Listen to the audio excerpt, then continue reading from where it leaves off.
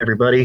This is TJ Sutton with Avidyne. I'm here with George Hernandez, who's going to be giving me a hand here with some questions and stuff at the end.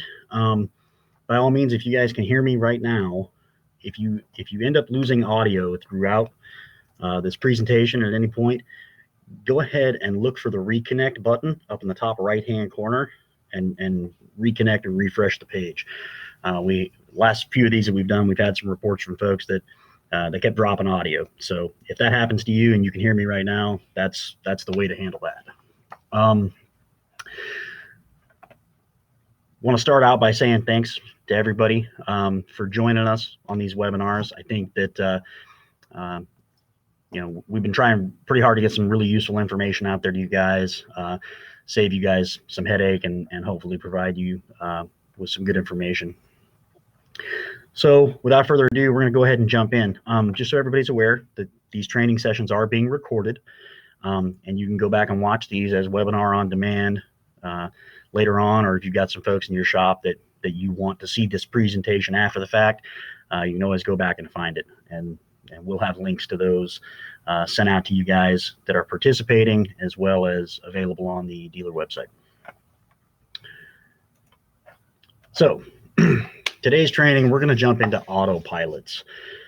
One of the things that I decided to kind of do with this training event was, rather than getting all the way down into the weeds of specific interfaces, want to cover some pretty high level stuff, some big concept things that will certainly make your lives easier if you guys are doing IFDs interfaced with autopilot systems. So let's jump on in. First off, the IFD is capable of driving various autopilot systems either via analog outputs, digital airing 429, or some hybrid combination of the two.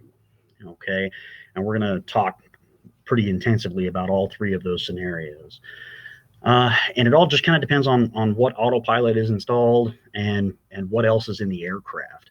It's such a variable thing when we start talking about autopilots, because we might have an analog setup where the IFD is driving an analog indicator in an old analog autopilot, all the way up to an Aspen PFD with an ACU driving the autopilot, and it gets pretty complicated pretty quickly. So we're going to go ahead and jump in and go from there.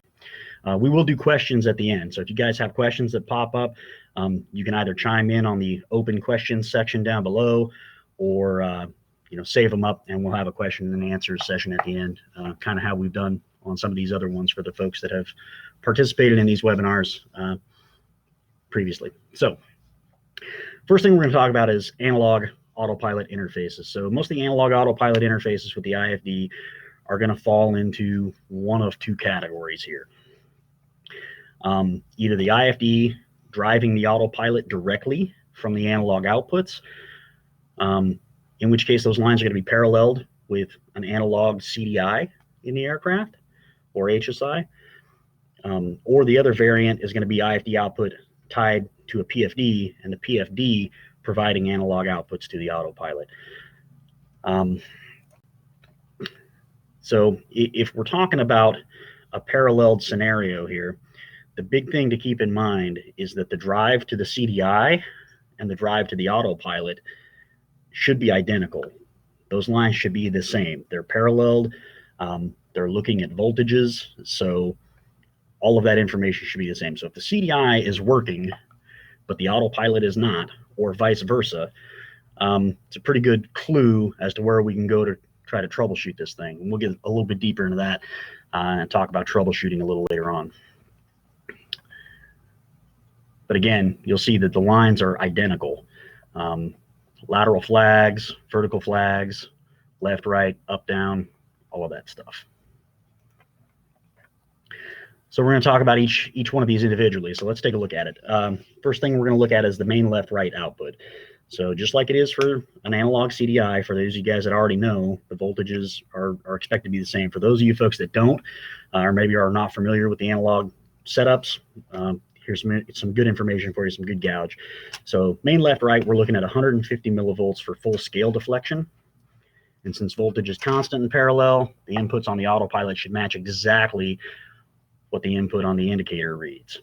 So again, keep that in mind, that if these lines are parallel, you should be seeing the same thing on both ends of this. If you don't, there's a problem. Main up down, same story with it, 150 millivolts for full scale deflection.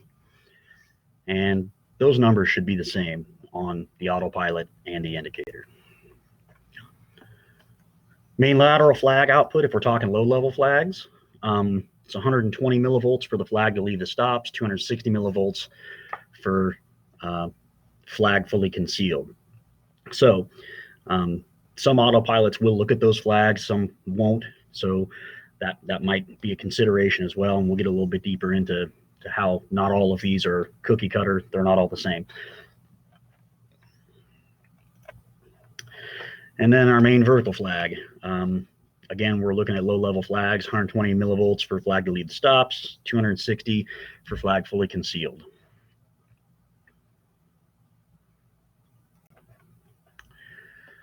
So don't forget that you can test those outputs, those analog outputs, from the main CDI OBS config page in the IFD. If you go into maintenance mode, go to the main CDI OBS config page, we can test the deviation, we can test the flag output. So if you suspect that your autopilot analog wiring is incorrect or something's driving incorrectly, you can go right to this page, drive the needle to the left, make sure that your CDI needle goes left, and then measure the voltage at the autopilot and see if that matches what you're seeing. Okay. Some analog autopilots have the capability to follow digital GPS roll steering. That's label 121, ARINC 429. The IFD will provide that out, but there are some nuances that we're going to get into here in a little bit about GPS roll steering and how the IFD achieves that. Just something to keep in mind. Depending on the autopilot flavor that you've got, some of them can take that directly, and then for others, we're going to have to install a third-party device to make that thing work, and I'll explain how that works here in a little bit as well. Most analog autopilots are going to have an input for approach mode. So typically it's going to be labeled as ILS energize. If we're talking about the connection from the P1001 connector, you'll notice that connection is labeled as ILS/GPS approach. So what that means to us is anytime that the IFD is in any approach mode, whether it's an ILS mode or a GPS approach for LPVs, this line should have an active low on it. Okay. It's important to kind of think about that, getting into this stuff a little bit deeper, because when it comes to troubleshooting an autopilot system, one of the most effective things you can do is start breaking the system down into chunks to see what works and what doesn't. So it's important to understand that, that single approach line would affect ILS and GPS, not just one or the other.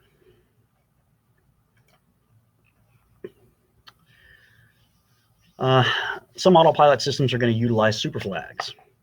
For those of you guys that are not familiar with super flags, a super flag basically provides bus voltage when it's valid. Okay. Now, we typically don't see an installation where you're using both super flags and low-level flags. However, it should be kind of noted that there are some scenarios where we'll have an old analog indicator that uses low-level flags, but then an autopilot system that uses super flags. In those scenarios, the IFD will do both. It's fine. What you want to be really, really careful of, though, is that there are some systems, be it autopilots or indicators, that can use either low-level flags or super flags. In those scenarios, you want to be real careful that you don't accidentally wire up both the low-level flag and the super flag. Don't ask me how I know that.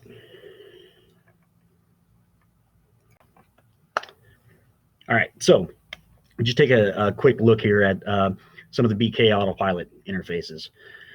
And you can see here by the pins that are used on each one of these different autopilots, a lot of these older autopilot systems are not going to use all of those analog outputs. They're just going to use, whatever they're capable of.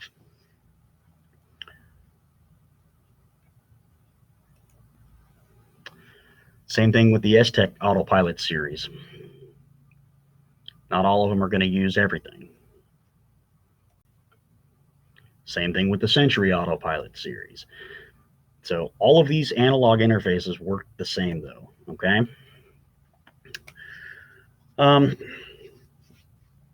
For VOR deviations out to the autopilot, it's important to also understand that the IFD has to be receiving a valid selected course in order for us to drive VOR.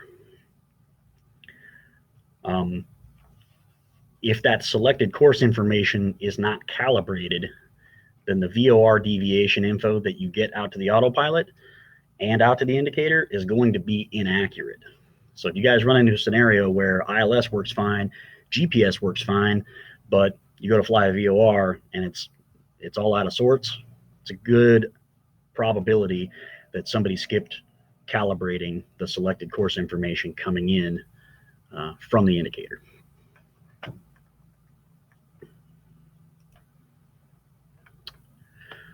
Assuming that the autopilot does not have a GPS button, for those autopilots that don't have a GPS button on them and no GPSS converter installed, the autopilot's going to be in a nav mode when you're flying in GPS, okay?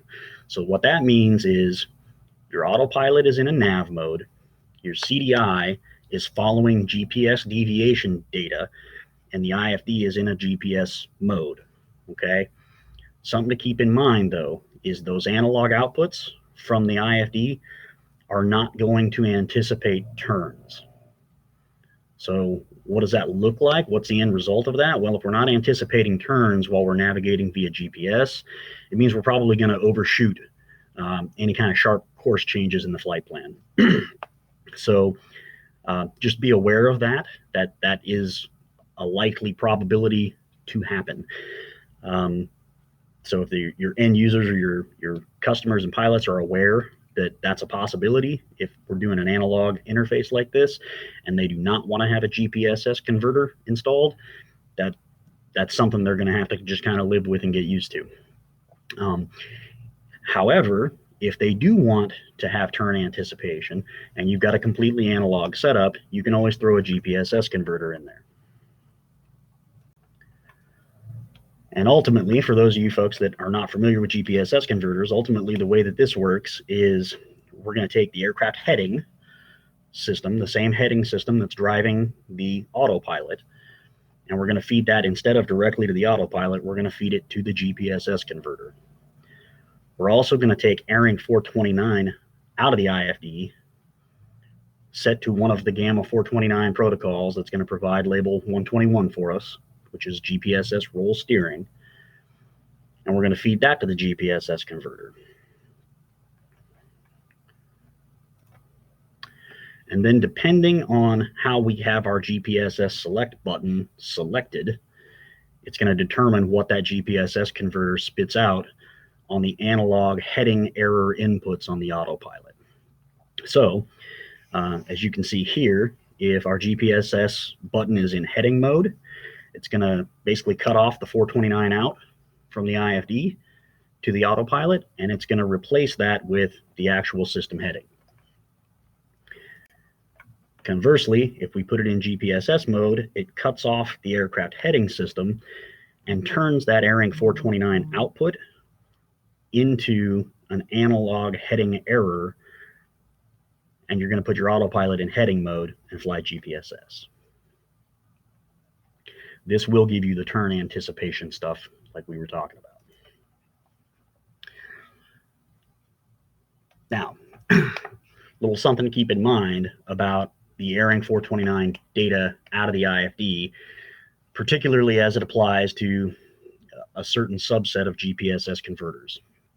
There are GPSS converters out there that are automatically able to detect baud rate, meaning whether it's a high speed or a low speed airing 429. For those of you guys that are familiar with the IFD, when you boot the IFD up, the very first page that comes up is that legal disclaimers page where there's a little enter button on the right-hand side. While the IFD is on that page, it is spitting out test signals out to your analog indicator, but it's also spitting out test signals via 429. So those test signals are going to hit that GPSS converter. When it's in that test mode, the IFD will always put out low speed data. So this can become an issue if your GPSS converter is one of the variants that has built-in baud rate detection, and our 429 output on the IFD is configured for high speed. If you've got it configured for low speed in maintenance mode for, when you set that line speed, you don't have to worry about this. It's a non-issue. However, if for some reason, let's say we're paralleling that 429 out to an MFD or something that's expecting high speed airing 429, this becomes a problem. Because what's going to happen is your GPSS converter is going to lock onto that low speed test output and say, okay, I'm listening for low speed data, I'm good to go. And as soon as you hit enter on the IFD, next thing you know, it changes it to high speed because that's how you have it configured. And now the GPSS converter is going to be confused because it was looking for low speed data. Okay, so something to keep in mind. I can't think off the top of my head any scenarios where that airing 429 output would be set to high speed and can't be adjusted back to low speed. But it may be something that you're going to need to do, on the MFD side or whatever else is connected to that parallel 429 data stream to make sure that it's set up for low speed on both ends.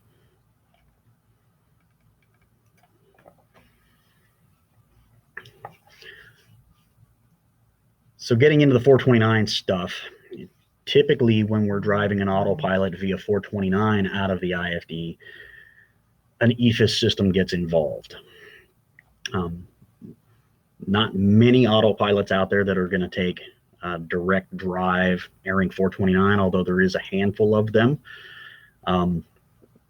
For the most part, this is what you're going to see. So if we're using airing 429 to drive the autopilot, we're going to use airing 429 to drive the autopilot via an EFIS system. Okay, so we go back to the webinar we had a few weeks ago about EFIS systems.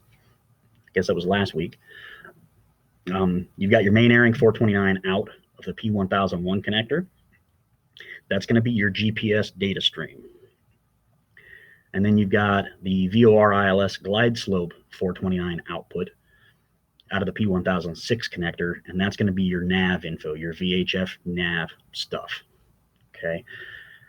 Again, I hope you guys are kind of thinking about how this all interrelates to some potential troubleshooting. If you start to see problems with an autopilot interface and start narrowing down, okay, well, what mode is my problem in? How's all this stuff wired up? Do I have a bunch of parallel wires? If I do, is the other stuff on that parallel branch working correctly, or is it all wrong as well? That kind of thing. And we'll get a little deeper into that. So just as an example of an autopilot via an EFIS system, I pulled up some drawings of the Integra system. So as you can see, VOR ILS airing 429 output goes out to the PFD, as well as GPS airing 429 out to the PFD. And something to kind of keep in mind here, just as an example, but this example applies in a lot of different areas. If you guys look at that GPS airing 429 output, this drawing doesn't show the whole story. In all of these Integra installed PFD installations, there's an MFD over there in the panel as well. That same GPS airing 429 out is being fed over to the MFD. So where I'm heading with this is if we wind up with a scenario where the PFD is not getting good GPS deviation information from the IFD, but you go look at the MFD and everything's working fine, there's a clue hidden in there, right? Something to look for. And then as you can see here, the Integra PFD spits out all of the analog stuff to the autopilot. I didn't bother putting the whole drawing together, but as you guys can see here, that's how this works. So with a 55X autopilot, an Integra PFD, and IFDs installed, the IFD is not driving the 55X directly. The IFD is driving the PFD, and then the PFD is spitting that information out to the autopilot.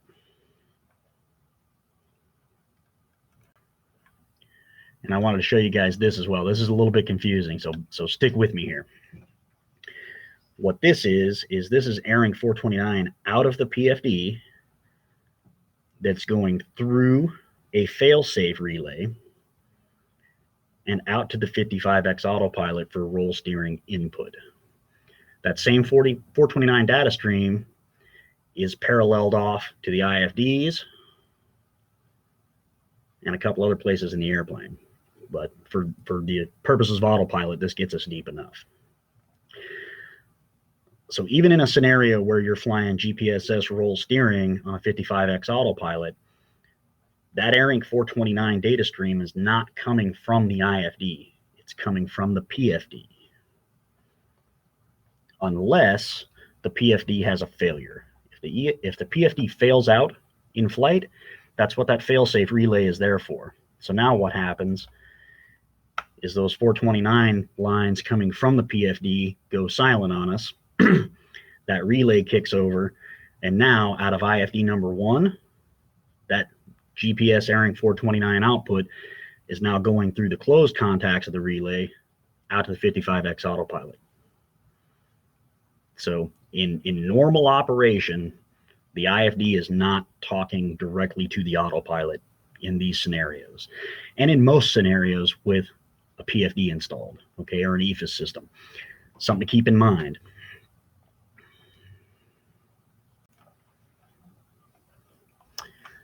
So I told you guys at the beginning of this thing that the way the IFDs go about creating label 121 GPSS roll steering is a little bit different than the way Garmin does it. There are some caveats to this, okay? So a Garmin GNS series unit is going to put out roll steering label 121 that is dynamic.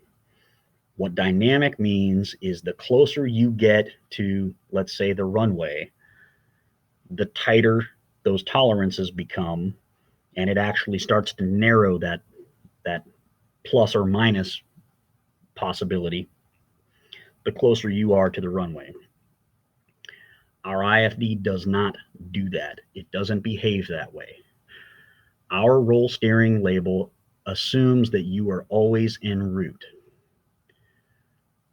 En route is the mode of flight where you're going to have the most plus or minus tolerance leeway for left and right steering, okay? But the way that our IFD is designed, we feel like you should not be in GPSS roll steering when you're on approach. You should be listening to legitimate, no BS deviation data, the same way that you would in an ILS approach, okay? So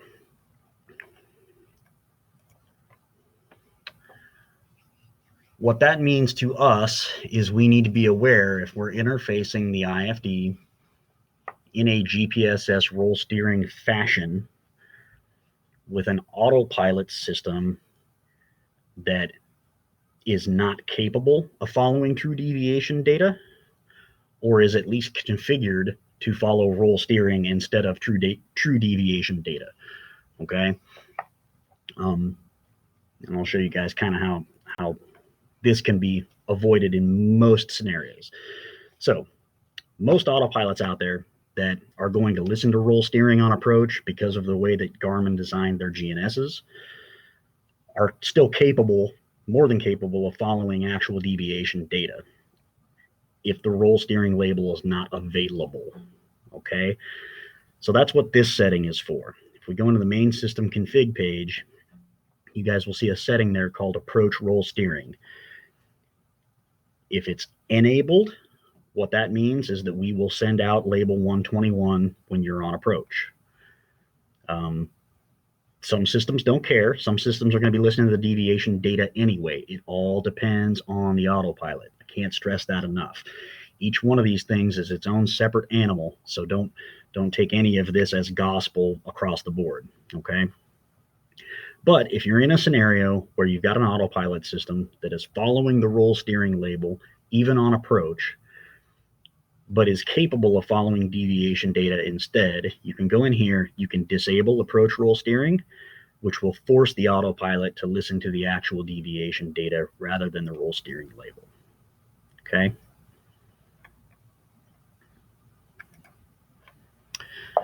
FAA approval information. We get a lot of questions about, is the IFD approved for this autopilot? Is the IFD approved for that autopilot? So I'm going to try to clear this up as best I can, okay? Our installation manual is considered FAA approved data. It is part of our STC. There are STCs out there where the installation manual is referenced, but it's not actually part of the real, honest to God approved data. That's not how we do it, okay? Our installation manual is FAA approved data. What that means is to make any change to our installation manual, we actually have to amend the STC to incorporate that change, okay? So what that should tell us is that any of the autopilot interfaces that are called out in our installation manual are already FAA approved. That being said, our installation manual is not all inclusive. We did not go out there and buy every single flavor of autopilot that's ever been built or manufactured throughout the history of time. However, the vast majority of autopilot systems out there will rely on either standard analog deviation stuff, which we talked about, 150 millivolts full scale deflection, or they're listening to Airing 429,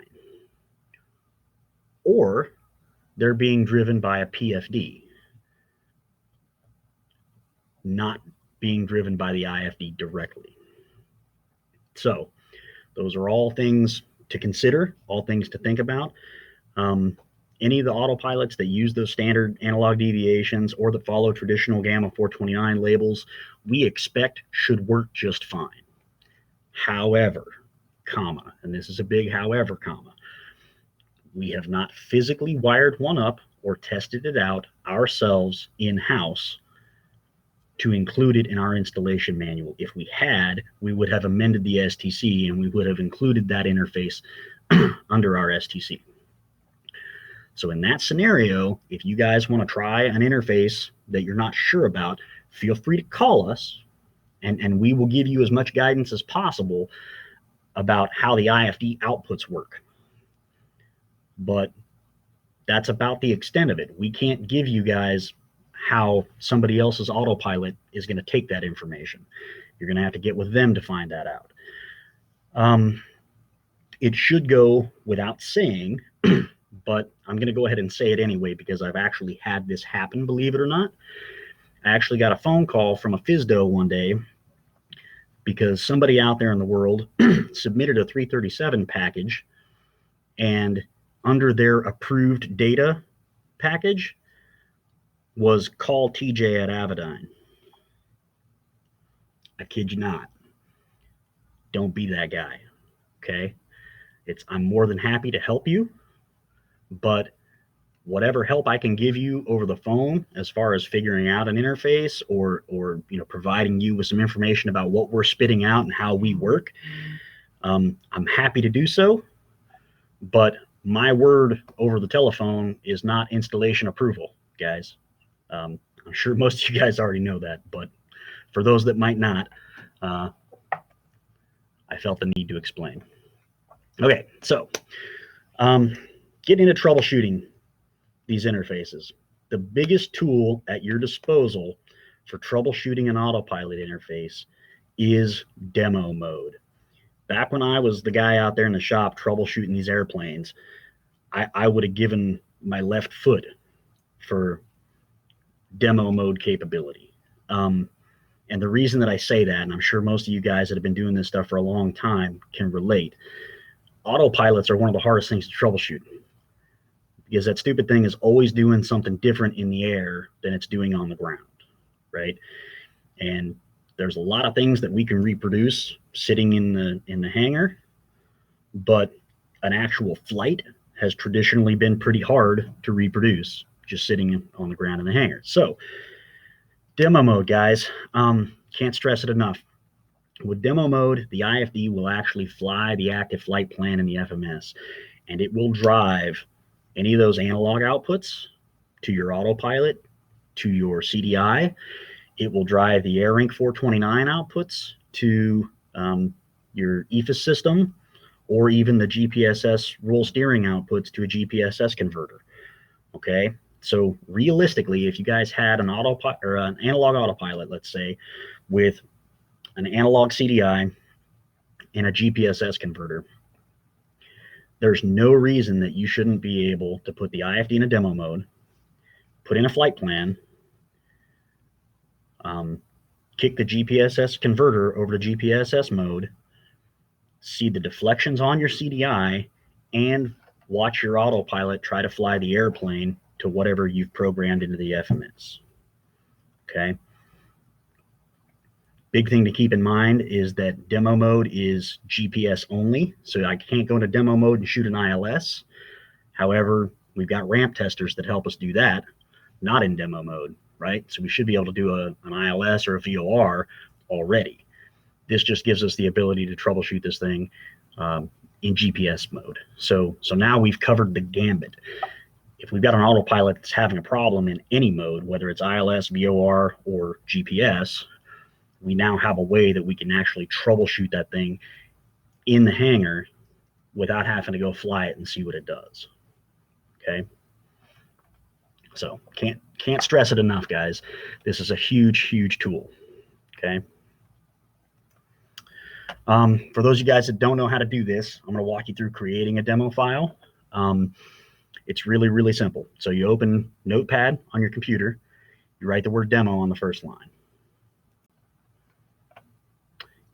You go to the file and you select Save As. And then you name it demo.txt and you pick your thumb drive to save it on.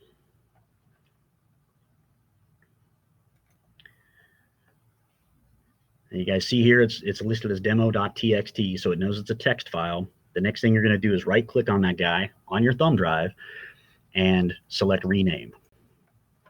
And you're going to rename it demo without the .txt at the end. What you're doing is you're getting rid of the file extension. Your computer's not going to like it, so you're going to get this little warning message that pops up. It says if you change a file name extension, it might become unusable. Tell it you know that and you're fine with it. Go ahead and hit yes. The trick to this is that your computer doesn't know what to do with that file, but the IFD does. Okay.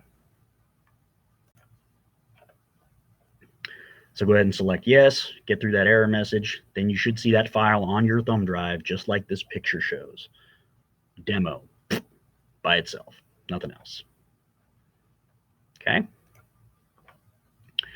And then all you got to do is put that thumb drive in the IFD, boot the IFD on. It will boot into demo mode for you. Now, little caveat on that.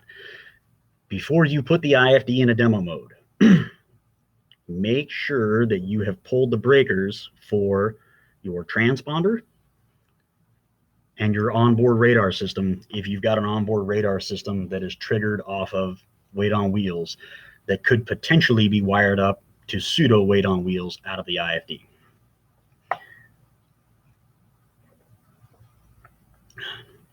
The important part to this is understanding that in demo mode, the IFD outputs really are active. So what that means is we are actually going to tell your transponder to report out to the world, here's where you are when you're flying that imaginary flight plan. Pretty cool, but ATC is not going to be happy with you when they figure out that that airplane is sitting in your hangar rather than out there on final approach. Okay, so keep that in mind. Some further pointers in troubleshooting autopilots.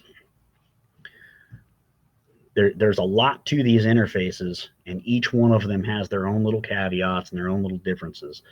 But there's also a lot that all of these autopilots have in common. Okay, so the first thing I always do is I ask myself if the specific part of the interface that's not working correctly is its own interface, or is it part of a larger data stream, like Airing 429, for example? If it's its own dedicated interface, like let's say analog left right, then that should be fairly easy to narrow down, right? As long as you remember that the CDI and the autopilot share almost all of that wiring. Whatever is being driven on the CDI, you should be seeing drive your autopilot as well. Okay, so that gives you a place to narrow things down substantially. If it's an output problem from the IFD, or a wiring problem, or a seating issue at the autopilot, or what have you, these are little pointers that can seriously help you narrow it down pretty quick. If the problem that you're seeing is part of a larger data stream, like Airing 429, for instance, find out if there's any functional data on that data stream, right? The way that I would go about this is, let's say, for instance, you've got an MFD and a GPSS converter. Your GPSS converter is giving you problems, right? But the MFD, everything works fine. Well, the MFD is not following roll steering, so it might be you're missing an Airing 429 label, which might just be a configuration thing, right? Think about all of that stuff. If there is other functional data on that stream, it's probably a configuration problem. If there's not any functional data on that stream, something's pulled that whole data stream down. So it could be that your Airing 429 line speed is incorrect and just wreaking havoc on everything that's connected to it. It could also be, and I've seen this before, some other unit out there that this 429 is being fed to has an internal short that pulls that entire line low. So now everything else that's connected to it doesn't see it either. Okay. For those scenarios where you do have some data, but not all of it, I highly advise go to section 6 of the installation manual of the IFD. There's a 429 label matrix in there that tells you exactly what Airing 429 labels we should be spitting out based on how that Airing 429 port is configured. Okay, it's another good tool to have. See if the issue can be further broken down by investigating which modes, which phases of flights, which axis the problem occurs on. So let me give you some examples. Does the problem exist in all modes, both VOR, ILS, and GPS?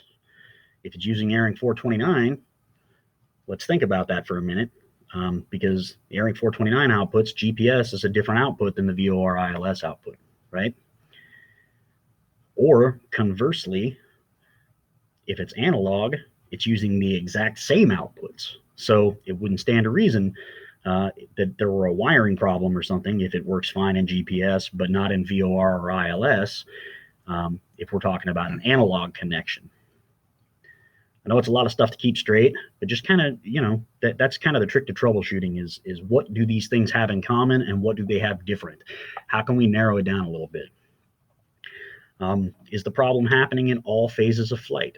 So let's say our problem's only in approach mode. Okay, now we can break it down even further by going, does it affect both GPS approaches and ILS approaches? Right? Axis of flight. Is the problem only on the pitch axis? Is it only on the roll side of things? Where's the issue at? And see if we can narrow that thing down, right? So another, for instance, is, and something to kind of keep in mind is if you've got an EFIS system and that EFIS system is driving the autopilot, there might be a problem there in either how the PFD is configured or in some other, chunk of wiring that you guys didn't even touch, right? I know a lot of these installations have happened where, they do a big upgrade all at once. I've talked to a lot of you guys that have done like dual IFDs, an Aspen EFD 1000, as well as, a true track autopilot, for instance. Whenever I see those installations, or whenever I get a phone call from you guys about those installations, one of the first questions that pops into my head is, why did they change the autopilot? Maybe they just wanted the new hotness. I don't know. And that's a valid reason. It's their airplane, whatever they want, right?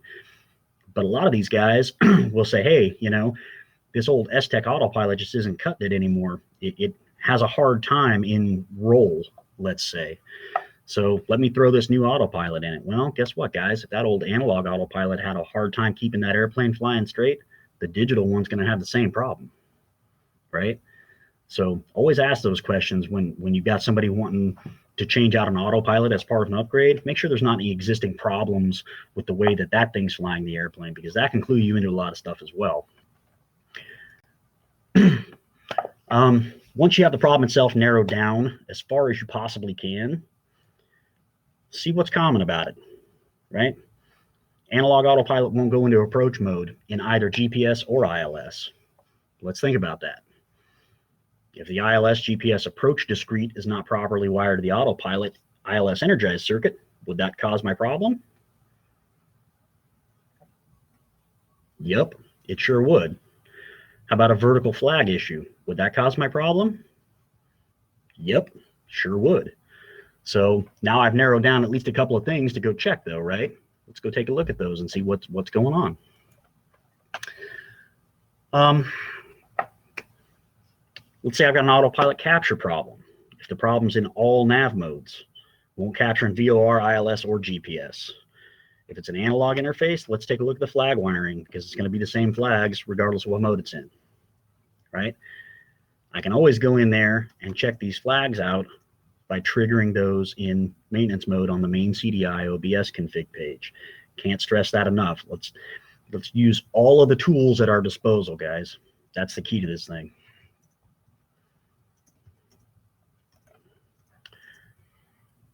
Let's say our autopilot capture problem is only in VOR mode. So GPS works fine, ILS works fine, but in VOR, doesn't capture. All right, my question to you, if you called me up and said, hey, this thing's not capturing in VOR mode, I would say, hey, what happens if you put it in OBS mode? Does it capture there? If the answer is no, I'm going to tell you to go take a look at your selected course stuff. The IFD has to have selected course to spit out correct deviation data in VOR or OBS modes, right? So the whole key to this troubleshooting thing is to keep in the back of your head, what could cause this to happen, and how do I narrow it down, right? So that's what I would tell you to do. I would tell you to go recalibrate that thing and make sure that it's calibrated good. Big kicker here, and I've seen this happen probably more often than it should have, is folks go in here and they do the selected course calibration. They dial it to 150. They go down there and they hit enter, and it says it's calibrated, and then they boot it back into flight mode and go on their merry way from there. Well, all you've really done at that point is you verified that it was capable of being calibrated at 150. So when you guys go in there and do a selected course calibration for your OBS knob, make sure that you're at least taking the time after you calibrate it to rotate the OBS knob, at least hit your cardinal headings or something, and verify that it's on the money all the way around the dial, because we've seen it quite a few times. If it's not, you'll probably find there's one quadrant or maybe even 1/3 of the indicator where it's way out of whack. If the thing won't calibrate, or if it's greater than 3 degrees off at any point, there's a good chance that something in that indicator is crapped out, okay? And if that chunk of the indicator is incorrect, it's going to cause VOR problems and OBS problems when your autopilot's engaged. So understand kind of how these systems interrelate. That was the main thing I wanted to talk about today, and give everybody kind of a better idea of how all of these things are related and what to look for. Okay. Also check our discrete signals out of the IFD. And don't forget that there's this main discrete IO page where we can go in there and actually trigger these discretes. So whenever we set any of these discretes to on, it should put a ground out on that line, a discrete low, okay? And these are the ones that generally are related to autopilots or can affect the way that autopilots work. You've got approach, which is obvious, GPS, which is obvious, ILS GPS approach, which we talked about a few minutes ago, and GPS select. There may be some others depending on what autopilot system you're working with, but typically those are the ones we see associated with autopilots. And it's a really easy thing to check. You know, go out there and put your meter on that pin for the autopilot and see if it goes to ground when you trigger this thing to on.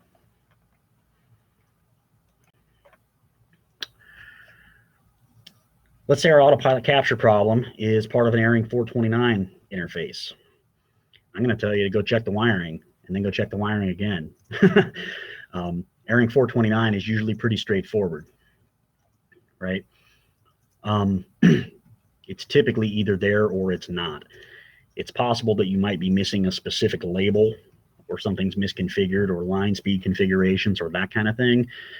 But I would say far more often than not, when we see an Airing 429 interface problem with the IFD, the end result, when we finally get it fixed, is we find that some 429 lines got crossed. The A and the B lines got crossed up, which is really easy to do. I've done it myself more times than I care to admit, okay? Something else to look at, something else to think about is if the problem is that you're not getting any vertical guidance when you're in GPS approach, when you're in LPV, go check this setting right here on your main Airing 429 config page. Make sure that VNav has labels enabled, okay? This gets missed quite a bit, especially when folks are doing upgrades from like an old non-WAS GNS unit to a WAS IFD. And the expectation is there that now we've added LPV approach capability, which the capability is certainly there, but this setting right here determines whether the IFD spits out those vertical guidance 429 labels. So this is the first place to check if you're having a problem that only seems to affect GPS approach mode, okay?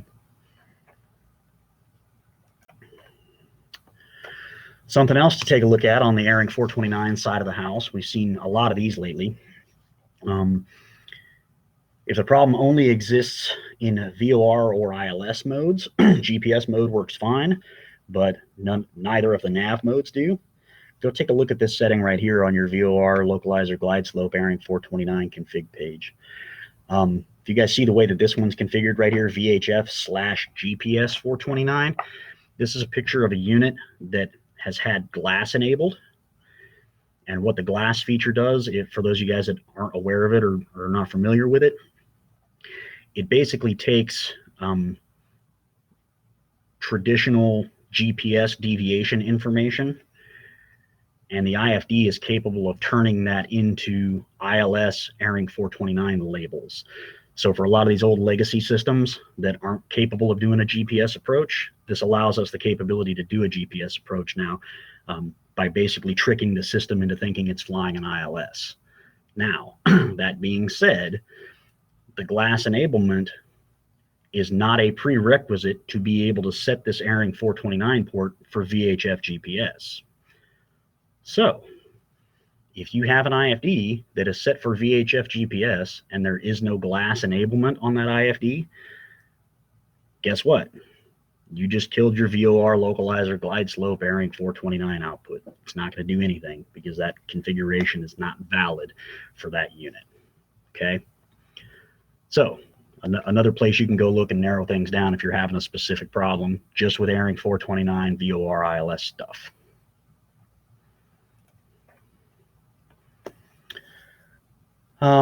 So let's say our autopilot captures and tracks but doesn't track well.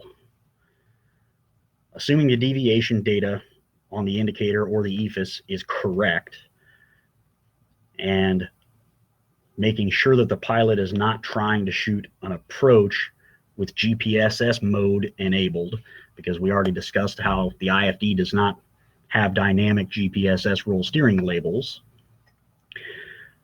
The next thing to take a look for is maybe there's just an airplane problem, okay?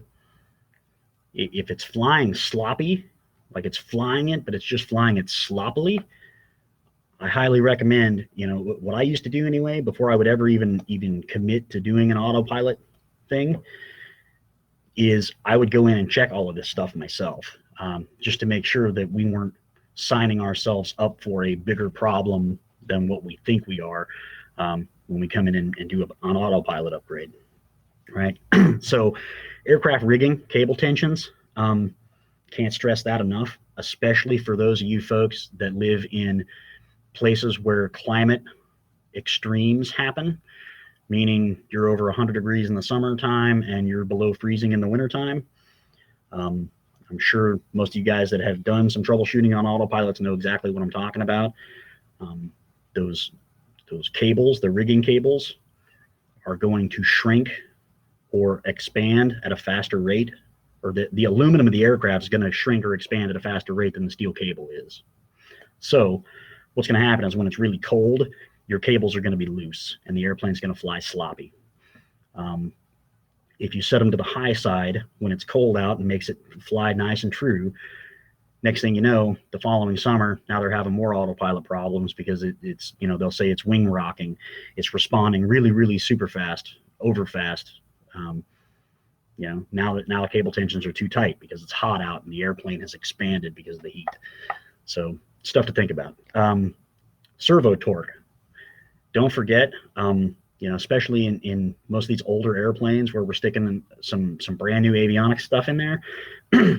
If this autopilot system is from 1962, guess what? The servo in that airplane's from 1962 also. So don't be afraid to take a look at that stuff with a critical eye, all right? Because there could be more to the story than hey, I slapped an IFD in there and this thing's not flying straight. Control surface travels. Take a look at those. So let's stop and consider a couple of these things. Let's say a wing heavy. So what would be the end result of a wing heavy? For those of you guys that aren't familiar with what a wing heavy is, it usually means that you've got ailerons that are out of rig that's pulling one wing down when you're flying straight and level or trying to maintain straight and level flight. So let's think about how that would affect an autopilot. Well, it's going to constantly be trying to pull it in one direction or the other, depending on which wing is heavy. As it dips that wing, it's going to try to pull it off course in that direction, right? And the autopilot's going to have to fight it to try to keep it on course. What about flap roll?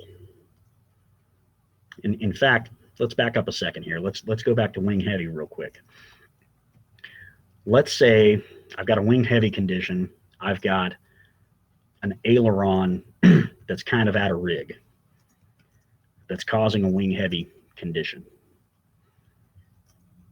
Is that wing heavy condition going to cause more autopilot problems at a slow airspeed or a high airspeed? The higher the airspeed, the more problematic it's going to become. Okay. Flap roll, on the other hand, is going to be the exact opposite. Flap roll, I might not have any problems at all in cruise, straight and level flight, straight as an arrow. But for whatever reason, it gets real sloppy and crazy and has a hard time tracking as soon as I go into, you know, approach mode. Just inside of the final approach fix, it goes wonky on me. Well, you know, stop and consider how that might affect the airplane, right? So these are all questions to ask the pilot if the pilot's reporting the autopilot is giving them problems. You know, if the thing goes wonky inside the final approach fix, what else are they doing at about that time? Oh, they're dropping flaps. That might be a clue, right? Bent trim tabs. We see that a lot, particularly in the Cirrus aircraft. We get a lot of phone calls over this with our DFC 90. If the trim tab gets bent. For those of you guys that are familiar with the Cirrus airplanes, you know what I'm talking about. For those of you guys that aren't, there's a trim tab on the Cirrus that if you accidentally bump into it with your hip when you're walking past the wing of the airplane, you're going to bend it. Promise you, guarantee it. It's pretty thin, pretty flimsy, but if you bend that thing, it's going to affect the way that airplane flies, guaranteed. Okay. Another big one in the Cirrus airplane are the bungees. So the Cirruses have an interconnect bungee that connects the aileron out to the rudder, which makes it easier to coordinate a turn, right? But when those bungees start to get loose over time, what ends up happening is your autopilot is controlling your ailerons, but you've got your rudder out there just flopping around. And it causes the airplane to fly pretty wonky. Okay. Again, all stuff to kind of just keep in the back of your mind if you're troubleshooting an autopilot problem.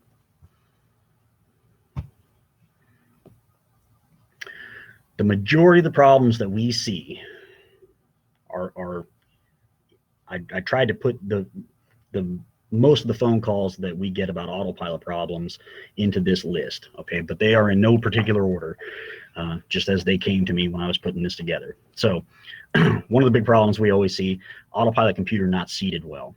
If you guys have ever worked on an airplane with a 55X autopilot, you know what I'm talking about when I say tray and connectors, right? So the end result of that a lot of times is, you know, hey, I had this whole avionics stack apart to put in spanking new IFDs and a remote transponder and the whole works. And I put it all back together, and now the autopilot is flying wonky. Check your seating on that thing.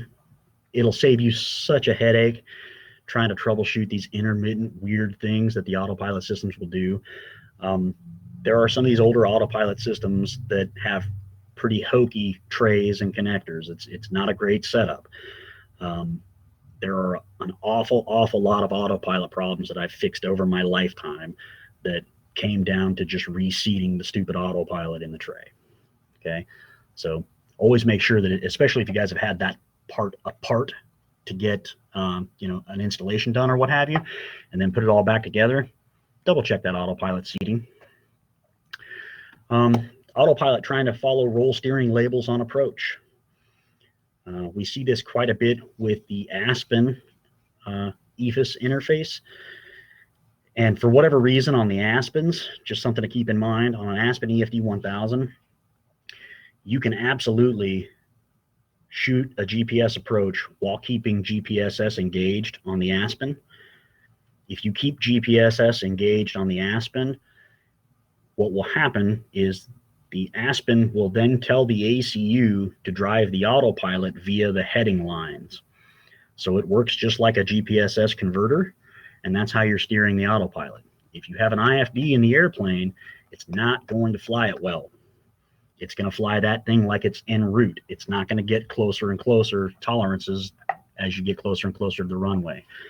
So if you guys see that, tell that pilot that he should not be shooting an approach in GPSS mode anyway. He should be in nav approach mode. Okay. IFD configurations are incorrect. We see this one quite a bit. If you guys have any questions on how an IFD needs to be configured for a specific interface or how that thing works, don't be afraid to reach out to us ahead of time. It's always much nicer to have that conversation before the heat is on and the customer's not standing there waiting on you to get an answer, okay?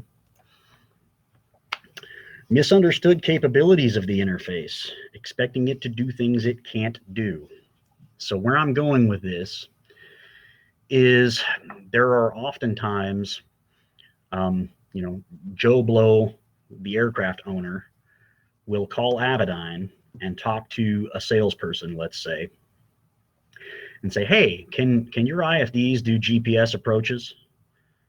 And our sales guy is going to go, absolutely it can, without understanding that he's got an old Century 2 autopilot that's only going to give him left-right deviation, period, end stop, ever. That's all it's ever going to do, right? So setting those expectations, we depend pretty heavily on you guys, because you guys are the ones that are interfacing directly with the customers when you have their airplane in your hands, to make sure that we set those expectations correctly. While the IFD is an amazing piece of technology, it's not going to magically make a Century 2 Autopilot capable of doing vertical guidance on a GPS approach. It's just not. Okay. Incorrect settings on the connected EFIS. This one happens pretty often as well. Just keep in mind whenever you're setting up ARINC 429 or RS-232 ports for that matter, configurations matter on both ends, right? I can't just configure one end of that thing and expect the other end to automatically configure itself. Analog wiring not paralleled correctly. We do see this one on occasion as well. And it's usually pretty easy to pin down once we get there. Now, on this note, the one thing that I would ask you guys is when you call us with this issue and our first response is, have we rang the wiring? Do me a favor and make sure that somebody actually has rang the wiring, okay? And the reason that I say this is a lot of times stuff gets miscommunicated within the shop or what have you. A lot of you guys are managers, right? So you're the ones that are calling us over here in tech support, but in the meantime, you got a tech out there on the floor. And it's really easy to go, all right, go ring the wiring on that thing. And, maybe your tech doesn't exactly know what he's supposed to be ringing out or what voltages he's supposed to be checking for or what have you. But rather than saying, I don't know what I'm doing here, boss, they're going to go, yes, sir.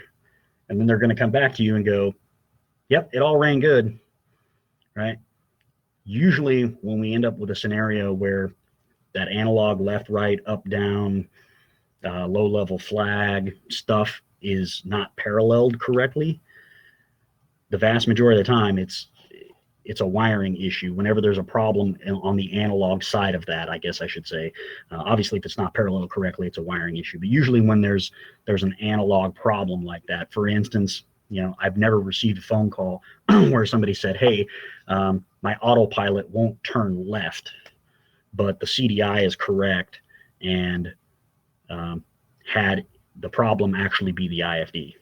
I've never seen that. Not saying it's not capable or not possible, but I've certainly never seen it. There's a lot more likelihood there that, we've got a bent pin, an autopilot not seated well, something got wired incorrectly, that kind of thing. IFD not receiving selected course info from the indicator or the EFIS. This happens more often than you guys would believe. And I think one of the big things about it is not a lot of these pilots are even using like VOR anymore.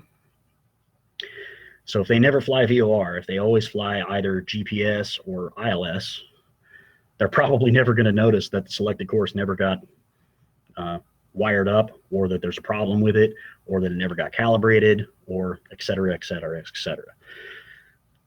One thing that will bring it to their attention pretty quickly is if they put the IFD into OBS mode.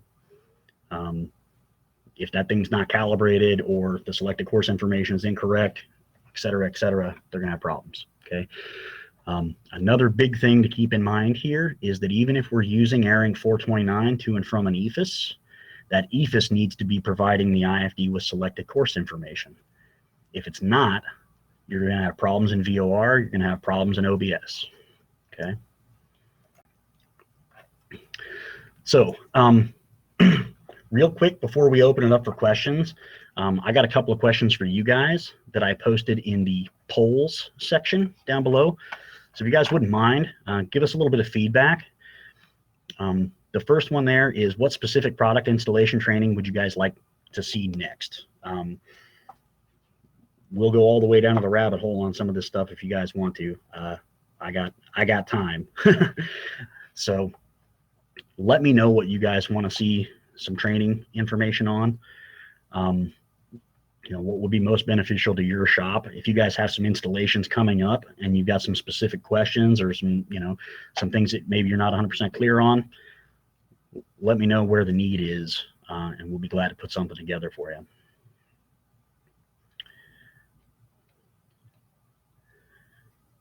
And then the next one there, how far before an installation begins do you typically have your planning done?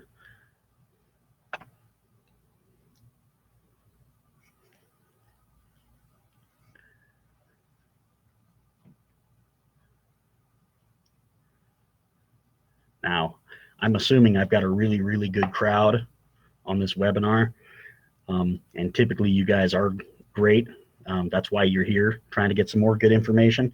I promise you there are dealers out there that are not participating in this webinar who would absolutely select the top option there. And those are usually the guys that call me with their hair on fire and a customer standing there waiting for his airplane. So, and then the big one here, would you guys be interested in sharing your planning information with us ahead of time and taking an hour or two to sit down and actually go through the installation and, kind of cover all the bases, if you will, and make sure that, the plan that you guys have going is good to go and ready to rock and roll, in advance of the installation actually taking place. The reason these questions are coming up, guys, is because we're trying to figure out how can we best help you guys. And personally, I'm a firm believer in the idea that an ounce of prevention is worth more than a pound of cure, right? We did a webinar the other day, and most of the dealers said that they would rather contact us over the phone than anything else, because then they could at least get something answered immediately, because there's always a time crunch, right? And I get it. I totally get it. But, there also is a piece to this where I need all of you guys to understand that we have limited resources as well. I can't hire 150 people to sit here and answer the phones and expect them all to know what they're doing to give you guys the help that you need. So that being said, if we can start doing some things to be more proactive, and maybe prevent that phone call from ever needing to happen to begin with, then,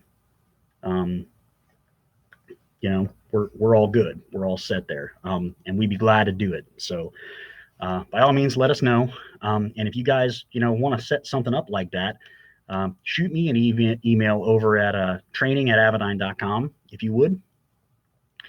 And, we'll see if we can set up, let me know the details of your installation, when it's planning on going down and all that good stuff, and when you'd be available, and we'll schedule something and we'll book it. Okay. I have no qualms about that. I'd love to do it.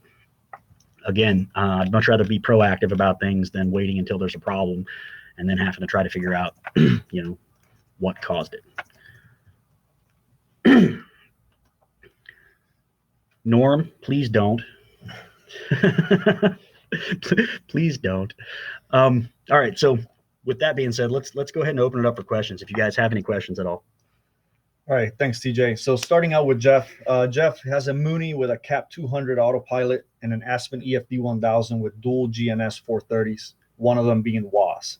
The owner wants to upgrade to dual 440s and add a second Aspen EFD and upgrade to the Pro Max.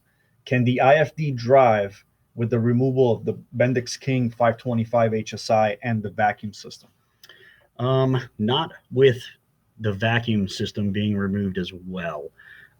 But I think that piece of information in that scenario is going to be coming from the EFD 1000. I'd have to look at the CAP 200 Autopilot installation drawings to give you a more specific answer, because I'm not super familiar with that one off the top of my head. But I think with pulling the vacuum system out, all of your pitch roll stuff is going to be coming from the Aspen in that scenario. And we are absolutely compatible with the Aspen in all aspects. So I think you would be fine. But if you'd like, shoot us an email and I'll dig into that and give you a specific answer as it pertains to the CAP 200 Autopilot. I don't know the answer to it off the top of my head. All right, so Luke added a comment to Jeff's question. He says, can't you use the EA100 adapter from Aspen? That'd be an Aspen question. Again, I don't know. That might be in the wheelhouse. I don't have the specifics of that off the top of my head, so I'd need you guys to shoot that over to me. And we'd be glad to take a look. So Jeff added a comment that the ACU is already installed. ACU is already there. Gotcha. Okay. Yep. I don't foresee any problems there, Jeff. But by all means, if you want to shoot me an email, I'd be glad to look into it and double verify. But I think you should be fine. All right. So we have a question from Tommy. He has an IFD 550 with a KFC 200, rewiring the King 525A in the same manner as the GNS 430W.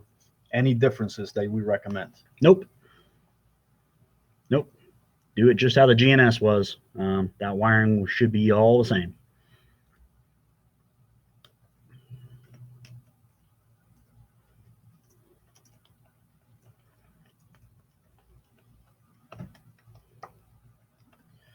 All right, so Thomas asks, why would a pilot want a GTN when they can have an IFD? It's a great question, Thomas. I don't know, buddy. I know what I would prefer. So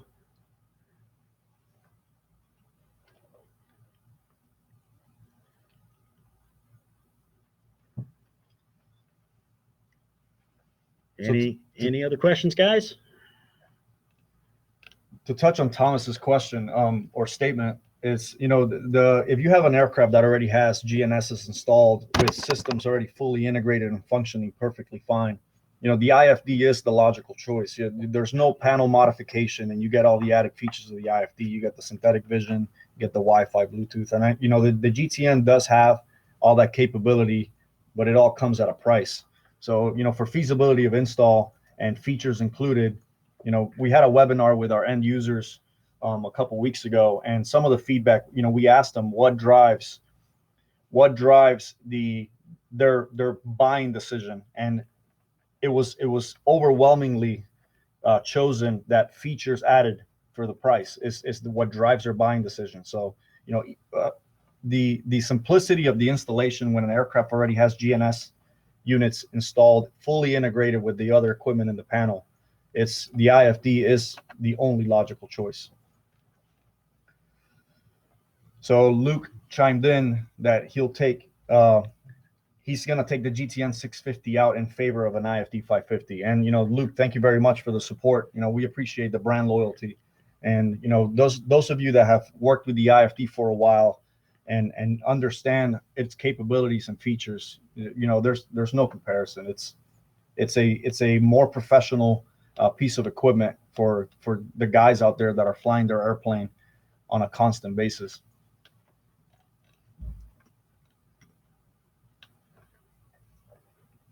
All right, guys. Well, I think we're about ready to wrap it up. Unless there's any more questions, now's the time. Speak now or forever hold your peace. I appreciate you guys participating in the polls. I really appreciate you guys, taking the time to come into these webinars and stuff. Hopefully I'm giving you some useful information, some stuff you can pass on to some of the younger folks in your shop that might not know some of these things. And, by all means, if there's anything specific that we can do for you to make your life a little bit easier, make it easier for you guys to sell or install Avidyne equipment, don't hesitate to contact us. Don't hesitate to shoot us an email and let us know what you need from us to help you out. Okay. We're happy to do so. And that being said, everybody have a wonderful Tuesday. Stay safe out there. I know with some of the COVID-19 stuff going on that it's kind of crazy. So I hope everybody stays safe and have a happy Tuesday. Keep an eye out. We'll have more of these webinars coming up probably next week for another tech session. I think on Thursday, there is going to be another pilot training session or two with Tom Harper. He does a great job of helping some of these pilots understand what's going on.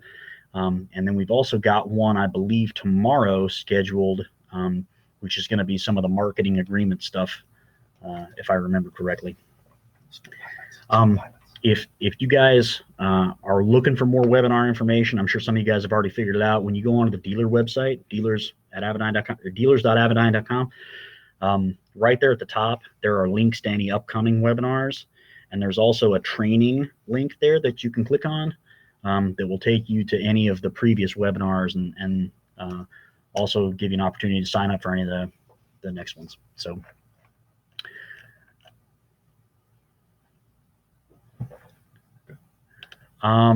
that being said, have a great week, guys, and I guess we'll talk to you later.